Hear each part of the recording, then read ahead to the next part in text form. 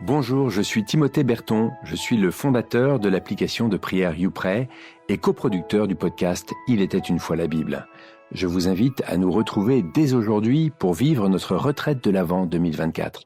Chaque jour, à l'école des moines et des moniales des abbayes de Solesmes, de Cîteaux ou encore d'Échourgnac, nous vous proposons un accompagnement pour trouver ou retrouver la joie de prier. Pour cela, téléchargez dès maintenant l'application YouPray et découvrez des milliers de contenus audio inspirants pour prier et prendre soin de votre vie spirituelle.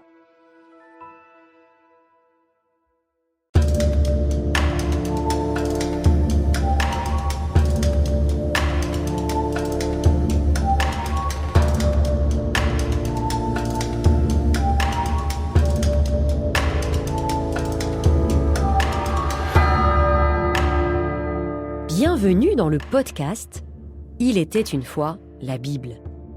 Ce podcast est la rencontre de deux passions.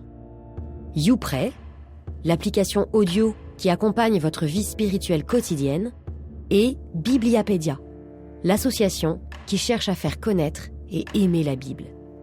Ensemble, nous avons conçu ce podcast inédit qui vous raconte, épisode après épisode, le livre le plus vendu au monde, avant même Harry Potter. Épisode 33. Joseph et Jacob, père et fils réunis. Souvenez-vous, nous avons laissé Jacob tout à sa merveilleuse nouvelle, son fils chéri et vivant. Ses fils lui ont annoncé cela à leur retour en terre de Canaan. Ça y est, notre happy end n'a jamais été aussi proche. Le père et le fils vont-ils être enfin réunis ? Comment va réagir Joseph et Jacob devant cet enfant qu'ils croyaient mort et qui est devenu notable d'Égypte ? Nous assistons maintenant à un troisième départ de la famille d'Israël pour l'Égypte.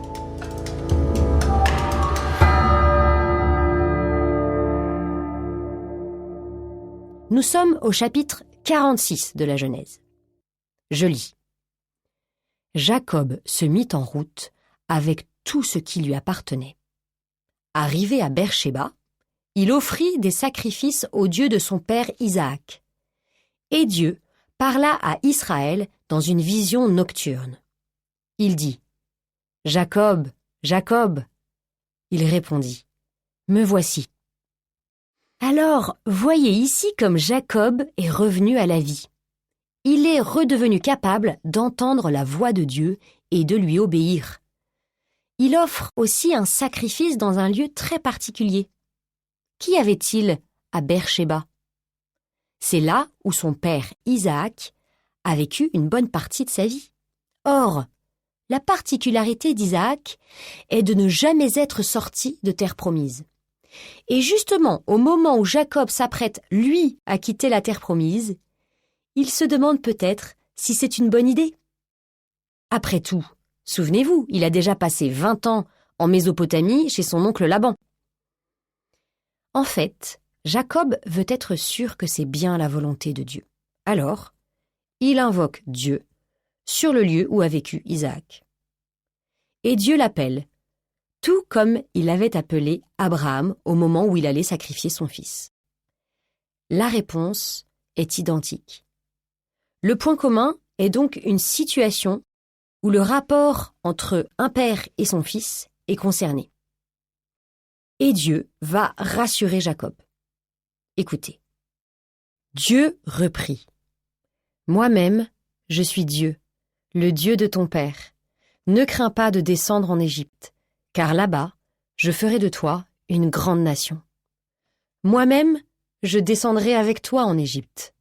Moi-même, je t'en ferai aussi remonter. Et Joseph te fermera les yeux de sa propre main. » L'expression « moi-même » est ici répétée 3 fois. Ça revient à prêter un serment. Comme Abraham en son temps, Jacob a aussi le privilège d'être rassuré sur la façon dont sa vie va se terminer. Continuons. Jacob partit de Beer-Shéba. Ses fils l'installèrent avec leurs jeunes enfants et leurs femmes sur les chariots que Pharaon avait envoyés pour le transporter. Ils prirent aussi leurs troupeaux et les biens qu'ils avaient acquis au pays de Canaan. Jacob arriva en Égypte avec toute sa descendance.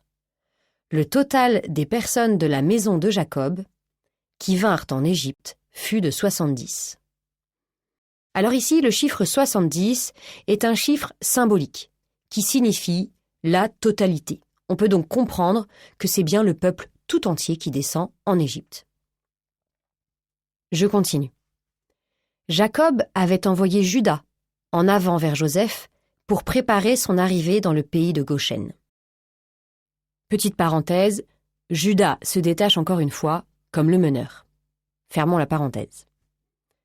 Quand ils furent arrivés dans le pays de Goshen, Joseph fit atteler son char et monta à la rencontre de son père Israël.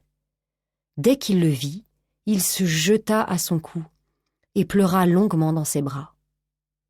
Joseph dit à ses frères et à la famille de son père, « Je vais monter prévenir Pharaon. Je lui dirai, « Mes frères et la famille de mon père qui étaient au pays de Canaan sont venus me rejoindre. Quand Pharaon vous convoquera pour vous demander quel est votre métier, vous répondrez, « Tes serviteurs élèvent des troupeaux. » Ainsi, vous pourrez demeurer au pays de Goshen. Tout berger, en effet, est une abomination pour les Égyptiens. Ici, on le voit, Joseph prépare déjà la rencontre avec Pharaon. Il explique à sa famille comment se comporter dans cette terre étrangère. Il fait aussi attention à ce que sa famille puisse rester unie en les installant entre eux dans la même région. On passe au chapitre 47 de la Genèse. Joseph alla donc prévenir Pharaon, qui lui dit « Installe ton père et tes frères au meilleur endroit du pays, qu'ils habitent au pays de Goshen, et si tu connais parmi eux des hommes de valeur, nomme-les chefs des troupeaux qui m'appartiennent. » Cette phrase de Pharaon est très importante pour la suite de l'histoire. Elle montre bien qu'il a officiellement accepté les Hébreux. Joseph installa donc son père et ses frères. Les fils d'Israël habitaient au pays de Goshen. Ils y furent propriétaires. Ils étaient féconds et se multiplièrent énormément. Jacob vécut 17 ans au pays d'Égypte. La durée de sa vie fut de 147 ans. Vous le voyez, on passe sans transition 17 ans plus tard. Donc si on calcule, la famine est finie depuis 12 ans. Qui avait 17 ans au début de cette histoire? C'est Joseph, au moment où le texte nous l'a présenté. Et pourquoi le texte fait ce rapprochement? D'abord pour nous faire comprendre que l'Égypte est pour Jacob comme une terre promise, tout comme Joseph avait vécu en Canaan pendant 17 ans. C'est aussi une façon de nous dire que l'histoire se termine. Les écrivains juifs ont l'habitude d'écrire en mettant les différentes parties du texte en symétrie. La première partie ressemble à la dernière partie, la deuxième partie ressemble à l'avant-dernière partie, et ainsi de suite. Continuons maintenant la lecture. Quand approcha le jour de sa mort, Jacob appela son fils Joseph et lui dit « Jure-moi de ne pas m'enterrer en Égypte. Je reposerai avec mes pères. Tu m'enterreras dans leur tombeau. » Joseph répondit « Oui, je ferai comme tu as dit. » Ici, avec cette demande de Jacob, nous comprenons que l'Égypte n'est tout de même qu'une terre provisoire. À la fin, c'est en Canaan que Jacob veut être enterré. Cela peut nous donner une comparaison intéressante avec notre vie actuelle, qu'on pourrait appeler la vie temporaire ou provisoire, par différence avec notre vie éternelle. La vraie vie, c'est la vie éternelle. Pour une certaine période, c'est-à-dire celle que nous vivons actuellement, nous sommes dans une vie provisoire. Passons maintenant au chapitre 48. Or, après ces événements, on dit à Joseph : « Ton père est malade. » Il prit avec lui ses 2 fils, Manassé et Éphraïm. On l'annonça à Jacob en disant : « Voici ton fils Joseph. » Israël rassembla ses forces et s'assit sur le lit. Puis Jacob dit à Joseph : « Le Dieu puissant m'est apparu à Luz, au pays de Canaan, et il m'a béni. » Alors, petit rappel, que s'est-il passé à Luz ? Indice pour vous, Jacob a donné un nouveau nom à cet endroit après ce qui lui est arrivé. Oui, c'est Béthel, là où il a vu des anges monter et descendre d'une échelle. C'est l'endroit où, pour la première fois, il a entendu Dieu lui parler personnellement. Une fois de plus, nous voyons que cet événement a été pour Jacob le moment sur lequel toute sa vie est basée, puisqu'il se souvient de cet épisode au moment où il va mourir. Jacob nous dit aussi qu'il faut garder mémoire des moments où Dieu s'est fait connaître à notre cœur. Ce sont des moments précieux. Je continue. Il m'a dit : « Voici que je te rendrai fécond et multiplierai ta descendance, et je donnerai ce pays à ta descendance. Et maintenant, tes 2 fils, ceux qui te sont nés au pays d'Égypte avant que je t'y rejoigne, ils sont à moi. Éphraïm et Manassé sont à moi, comme Ruben et Siméon. » En adoptant les 2 fils de Joseph, car c'est bien ce que Jacob est en train de faire, c'est comme s'il comptait Joseph 2 fois, notamment pour l'héritage. Or, à qui donne-t-on une double part d'héritage ? Eh bien, à l'aîné. Donc, adopter Éphraïm et Manassé signifie que Jacob fait de Joseph l'aîné, à la place de Ruben. Je poursuis. À la vue des fils de Joseph, Israël dit : « Qui sont ceux-là ? » Petit rappel pour ceux qui auraient oublié, Israël, c'est le second nom de Jacob, celui qu'il a reçu de l'ange après son combat avec lui. Est-ce que vous ne trouvez pas la question de Jacob-Israël un peu bizarre ? Même si, juste avant, il a parlé à Joseph, et non directement à Éphraïm et Manassé, on est étonné qu'il ne les remarque que maintenant. En fait, le texte nous envoie des signaux pour nous dire qu'une scène à laquelle on a assisté il y a longtemps est en train de se reproduire. Et devinez laquelle ? Si vous ne trouvez pas, pas de problème. Il y a d'autres indices qui suivent. Je continue. Joseph répondit à son père : « Ce sont les fils que Dieu m'a donnés. » Jacob dit : « Amène-les-moi, je vais les bénir. » Les yeux affaiblis par l'âge, Israël n'y voyait plus bien. Joseph fit approcher ses fils. Israël les embrassa et les étreignit. Je vous propose de nous arrêter ici pour récapituler ces fameux indices. Indice numéro 1, qui sont ceux-là ? Indice numéro 2, je vais les bénir. Indice numéro 3, les yeux affaiblis par l'âge, Israël n'y voyait plus bien. Est-ce que vous voyez où je veux en venir ? Oui.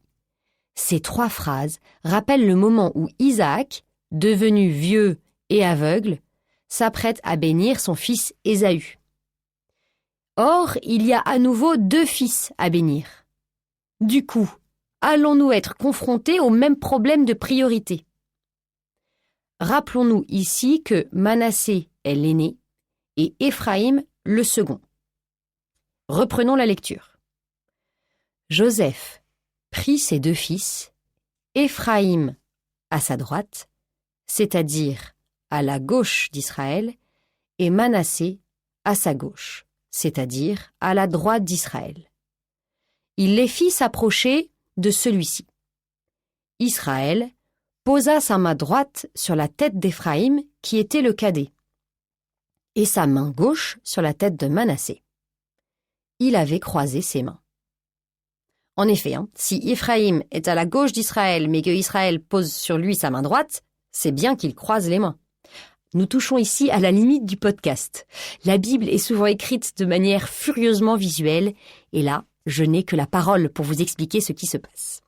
C'est pas grave, nous pouvons continuer. Or, Manassé était l'aîné. Or, Joseph vit que son père avait posé sa main droite sur la tête d'Éphraïm. À ses yeux, cela ne convenait pas. Il saisit donc la main de son père pour la déplacer de la tête d'Éphraïm et la mettre sur la tête de Manassé. Il dit à son père, « Pas ainsi, mon père, c'est celui-ci l'aîné. Mets ta main droite sur sa tête. » Mais son père refusa. « Je sais, mon fils, je sais. » Lui aussi deviendra un peuple. Lui aussi grandira.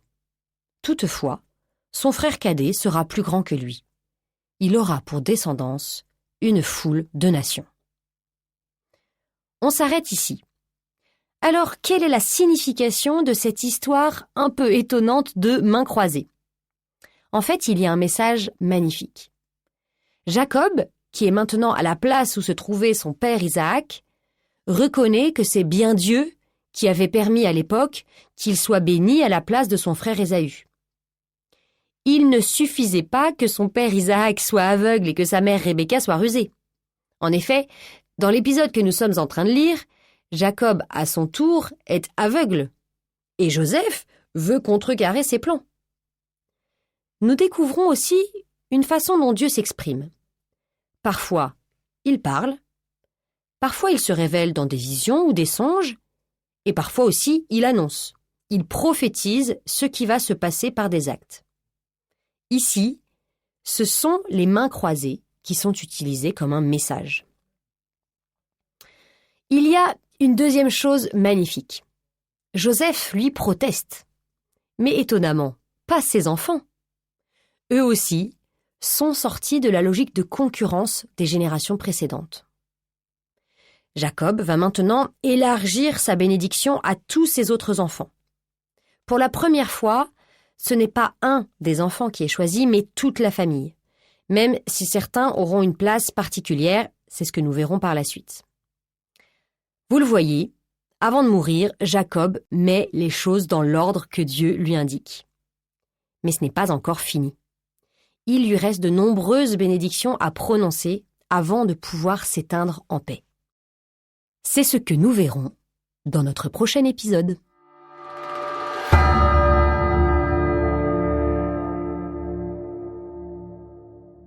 Merci d'avoir écouté cet épisode jusqu'au bout. Si ce podcast vous plaît, n'hésitez pas à nous le dire en mettant le plus d'étoiles possible et à vous abonner pour être notifié du prochain épisode. À très bientôt.